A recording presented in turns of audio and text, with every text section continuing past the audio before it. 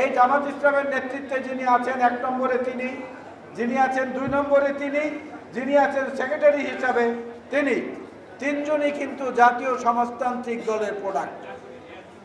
তিনজনই জাসদের লোক, গলাকাটা পার্টির লোক, রক্কাটা পার্টির লোক, গুলি করে মুক্তিযোদ্ধাদের হত্যা করার লোক, শাহজাহান খানের দোসর এরা। আজকে সেই একই ষড়যন্ত্রে তারা মেতে উঠেছে। তাদের আক্রমণের একমাত্র লক্ষ্যবস্তু হচ্ছে মুক্তিযুদ্ধের প্রকৃত ধারক এবং বাহক বিএনপি নামক শক্তিকে। আর এই সরকারের যেটা সবচেয়ে বড় ত্রুটি আমার দৃষ্টিতে, সেটা হচ্ছে এই সরকার প্রথমেই রোগ নির্ণয় ভুল করেছে। তাদের ডায়াগনোসিস ভুল হয়েছে। ডায়াগনোসিস ভুল হওয়ার কারণে এখন চিকিৎসা তারা ঠিক মতো দিতে পারছেন না। যত গুম, যত নির্যাতন, যত অর্থ পাচার, যত মানুষের অধিকার হরণ, যত নারী সম্ভ্রম হানি, যা কিছু অনাচার এই দেশে শেখ হাসিনার 17 বছরে 16 বছরে হয়েছে, বর্তমান সরকার মনে করেছে এইগুলোর মূলে বোধহয় বাংলাদেশের সংবিধান। না, এই ধারণাটাই ভুল। বাংলাদেশের সংবিধানে সবচেয়ে সুন্দর সুন্দর কথাগুলো লিখিত আছে।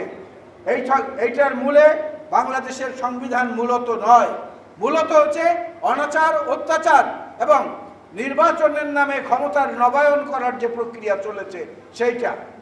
শেখ হাসিনা তো নির্বাচন করেন নাই, নির্বাচনের নামে তার ক্ষমতাটাকে রেনিউ করেছেন, ক্ষমতার নবায়ন করেছেন। আর আজকে যখন মালিকানা হস্তান্তরের প্রশ্ন এসেছে, সার্বভৌম ক্ষমতার মালিক সাধারণ নাগরিকদের কাছে, তখন এই জামাত দূর থেকে নানান রকমের ফন্দি ফিকির করে তারা এটাকে অন্য প্রক্রিয়ায় নিয়ে যাওয়ার চেষ্টা করছেন। এমনকি নিজেদের পোশাক আশাক, চেহারা, বেশভূষা, কর্মকাণ্ড পর্যন্ত পাল্টাতে শুরু করেছেন। এক জায়গায় শুধু সেক্রেটারি বলেছেন অমুক মার্কা দেখেছি, অমুক মার্কা দেখেছি, অমুক মার্কা দেখেছি। আরে ভাই, ধানের শীষের সঙ্গে তো ছিলেন, ধানের শীষ না দিলে তো কেউ 2 টাকা দিয়েও কিনতো না। বাজারে শুকিয়ে যাওয়া করল্লার মতো কেউ কিনতো না আপনাদেরকে। 2018-তেও বিএনপির ধানের শীষ নিয়ে নির্বাচন করেছেন। বড় বড় কথা বলেন। 2001 থেকে 2006-এ বিএনপি সরকারের সঙ্গে ছিলেন সহযোগী হিসাবে। বিএনপির যদি কোনো ভুল হয়ে থাকে, সেই ভুলের অংশীদার আপনারাও আছেন। আজকে বারবার আঙ্গুল তোলেন কোথায়? থুতু উপর দিকে ছড়েন, নিজের গায়ে পড়ে, সেইটা আগে দেখার চেষ্টা করেন।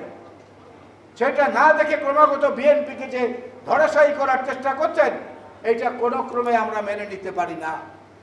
বিএনপির অবস্থাটা এর আগের সমাবেশে আমি বলেছিলাম আপনাদেরকে যে বিএনপি অর্জুন গাছের ছাল হয়ে গেছে। যার যখন মন চায় ছাল কেটে নিয়ে নিজের চিকিৎসায় ব্যবহার করে। এই অর্জুন গাছের জাল বিএনপির হলেও চলবে না। 23-24 এবং এর আগের গণহত্যা, নির্মম নির্যাতন, নিপীড়ন, ভোটাধিকার হরণ, এই জন্য যদি আওয়ামী লীগের কার্যক্রম নিষিদ্ধ হতে পারে, তাহলে 71-এর গণহত্যা, ধর্ষণ, নারকীয় হত্যাযজ্ঞের কারণে জামাত ইসলামকে নিষিদ্ধ করতে হবে, তাদের কার্যক্রম নিষিদ্ধ করতে হবে। একই অপরাধে 2 রকম বিচার হতে পারে না। প্রধান উপদেষ্টার দৃষ্টি আকর্ষণ করে আজকের এই কথা বলতে চাই।